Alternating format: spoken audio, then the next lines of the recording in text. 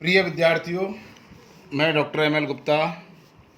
अपन ने income tax के अंतर्गत फर्स्ट यूनिट में chapter third calculation of taxable income from salary के बारे में चर्चा की थी। मैंने कल आपको इस चैप्टर के बारे में कुछ बातें बताई। इसकी हम वेतन शीर्षक से कार्रवाई की गणना करने से पहले वेतन से आय के संबंध में कुछ महत्वपूर्ण नियम जो बता रखे हैं किताब में, ये 14 नियम हैं, जिनमें 4 नियम कल मैं डिस्कस कर चुका था। देखिए, मैं पहले भी कह चुका हूँ, इसमें प्रावधान ही प्रावधान है, प्रोविज़न। कोई चीज़ समझ में नहीं आए तो आप पूछ सकते हैं, किताब में पढ़ें, बार बार पढ़ें, और जब भी कोई दिक्कत आए तो उसके बारे में मेरे से चर्चा कर लें। जो वेतन शीर्षक से आगे से महत्वपूर्ण नियमों में 5वां नियम है वेतन एवं पैसे की आय। देखिए, 2 इनकम है, वेतन और पैसा। वेतन और पैसे की आय में अंतर क्या है? वेतन के अंतर्गत नियोक्ता कर्मचारी का संबंध होता है, जबकि पैसे के अंतर्गत मानसिक क्रियाओं से धन अर्जित किया जाता है, जैसे डॉक्टर, इंजीनियर, वकील आदि आदि। और यह इनकम बिजनेस एंड प्रोफेशन शीर्षक के अंतर्गत शामिल की जाती है।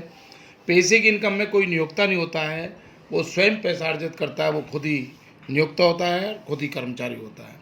जबकि वेतन की आय में एक नियोक्ता होना चाहिए और एक कर्मचारी होना चाहिए, एक देने वाला और एक लेने वाला। अगला हमारा छठा पॉइंट है नियोक्ता के अलावा अन्य व्यक्तियों से प्राप्त पारिश्रमिक। अगर किसी कर्मचारी को अपने नियोक्ता से पैसा किसी भी रूप में मिल रहा हो, वो उसकी वेतन शीर्षक की आय में शामिल की जाएगी। लेकिन उसे नियोक्ता के अलावा अन्य व्यक्ति से कोई पारिश्रमिक मिलता है तो वो इनकम फ्रॉम अदर सोर्सेज में शामिल किया जाएगा। जैसे मैं किसी होटल में काम करता हूँ, होटल के मालिक ने मुझे 5,000 महीने तनख्वाह दे रहा है, तो मेरी वेतन शीर्षक की इनकम है। लेकिन कोई कस्टमर मेरे को टिप्स दे गया, बख्शीश दे गया, तो मेरी इनकम फ्रॉम अदर सोर्सेज की आय मानी जाएगी, क्योंकि वो मेरा नियोक्ता है ही नहीं। ऐसे ही मैं मान लो किसी दूसरी यूनिवर्सिटी का काम करता हूँ, कॉपी चेक करने का, तो यह मेरी इनकम फ्रॉम अदर सोर्सेज की इनकम मानी जाएगी, क्योंकि दूसरी यूनिवर्सिटी मेरी नियोक्ता नहीं है। तो ये हमारे पॉइंट है जिनके बारे में हमको ध्यान रखना होगा। 7वां पॉइंट है वेतन और मजदूरी में कोई अंतर नहीं होता है। देखिए, नाम अलग अलग हैं, चाहे वेतन कहें चाहे मजदूरी कहें, वो पूरी वित्तीय वर्ष के अंतर्गत जो भी प्राप्त होती है वो वेतन शीर्षक के अंतर्गत कर योग्य मानी जाएगी। 8वां पॉइंट स्वेच्छा से वेतन त्यागना अथवा छोड़ना। अगर कोई कर्मचारी 1 लाख रुपये महीने प्राप्त कर रहा है और 20,000 महीने वो छोड़ देता है, तो क्वेश्चन ये आता है कि उसकी इनकम 80,000 मानी जाए या 1 लाख रुपये मानी जाए।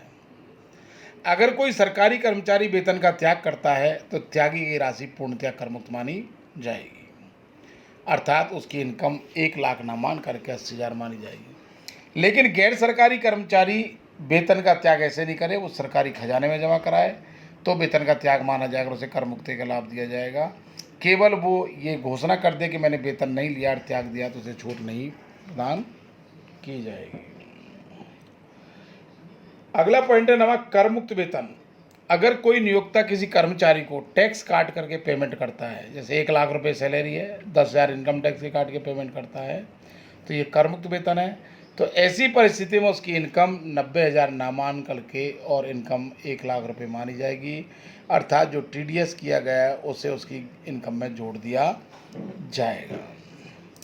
10वां पॉइंट वेतन किसी भी समय अंतराल में प्राप्त हो सकता है। भाई देखिए, वेतन जरूरी महीने के महीने प्राप्त हो, ये सप्ताह के हिसाब से हो सकता है, 15 दिन के हिसाब से हो सकता है, महीने के हिसाब से हो सकता है, किसी भी रूप में मिले, लेकिन अवधि हमारी 1 अप्रैल से लेकर के 31 मार्च के बीच में जो भी कुछ मिला है वो वेतन शीर्षक में कर योग्य की जाएगी। ये हमारे 14 पॉइंट हैं, जिनमें हमारे 9 पॉइंट कवर, 10 पॉइंट कवर हो गए। 11वां पॉइंट नियोक्ता द्वारा स्वैच्छिक भुगतान।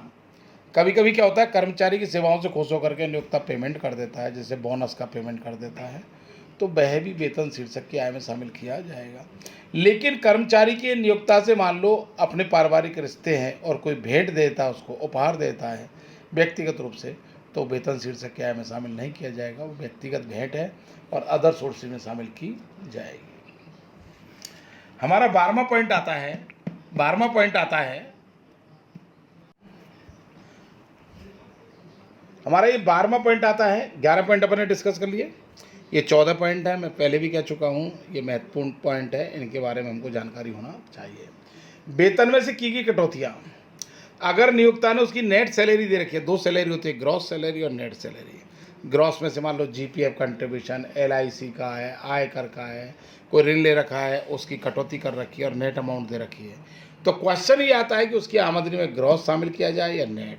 ध्यान देना, ग्रॉस आमदनी शामिल की जाती है, सारी की गई कटौतियों को नेट अमाउंट में जोड़ दिया जाएगा, वो उसकी ग्रॉस इनकम मानी जाएगी और वही शामिल की जाएगी। 13वां पॉइंट, सेवा समाप्ति के बाद मिला भुगतान। यदि कोई कर्मचारी रिटायर हो गया और उसके भूतपूर्व नियोक्ता से कोई पेमेंट मिलता है, बकाया पेमेंट मिलता है, तो वह कर्मचारी की आय में शामिल किया जाएगा। और लास्ट एंड फाइनल पॉइंट है वेतन उपार्जित होने का स्थान। उसने नौकरी कहीं भी की हो, अगर इंडिया में उपार्जित हो रहा है तो वह भारतीय आय में शामिल की जाएगी, या नौकरी बाहर की है और भारत सरकार का एम्प्लॉई है, विदेश में नौकरी की, तो भी वो भारतीय इनकम मानी जाएगी और वो भारत में उपार्जित मानी जाएगी और उसकी आमदनी में शामिल की जाएगी। देखिए बच्चों, वेतन शीर्षक से कर योग्य आय के ये महत्वपूर्ण नियम थे जिनके बारे में आपसे आज चर्चा की गई। इनके बारे में आप अच्छे ढंग से पढ़ें। बाकी चर्चा अपन कल से अपन लेंगे। जो मैंने चार्ट बताया आपको कि कुल मिलाकर के हम 23 पॉइंटों में इस पूरे चैप्टर को ख़त्म करेंगे, जिसमें बांटा गया है मॉनेटरी सैलरी, जो मुद्रा के रूप में नगद मिलती है, उसके 5 बिंदु हैं। एम्प्लॉयर कंट्रीब्यूशन का 1 बिंदु है, और प्रॉफिट इन लिeu ऑफ सैलरी, वेतन के स्थान पर लाभ जो एक मुश्त मिलते हैं, वो 6 बिंदु हैं। और अनुलाभ वैल्यू ऑफ परकेजिट्स, ये 8 बिंदु हैं। ये अनुलाभ 2 प्रकार के हैं, सभी श्रेणी के कर्मचारियों के लिए कर योग्य और केवल विशिष्ट श्रेणी के कर्मचारियों के लिए कर योग्य 4 हैं। इनकी हम विस्तृत चर्चा करेंगे। 3 कटौतियाँ हैं, उनकी चर्चा करेंगे। और कुल 23 पॉइंट हैं। जिस दिन ये 23 पॉइंट कवर हो जाएंगे, पूरा हमारा सैलरी चैप्टर ख़त्म हो जाएगा। ये 40 नंबर कवर करेगा। बहुत महत्वपूर्ण चैप्टर है, प्रावधान बहुत हैं, 120 पेज का है, घबराने की ज़रूरत नहीं है।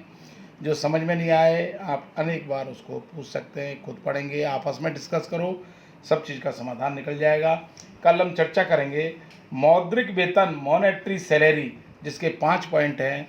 ये 5 पॉइंट क्लियर हो जाएंगे तो आपका 30% सैलरी वाला पोर्शन समाप्त हो जाएगा। कल हम इसके मॉनेटरी सैलरी के 5 बिंदु हैं, प्रत्येक बिंदु के बारे में चर्चा करेंगे। धन्यवाद।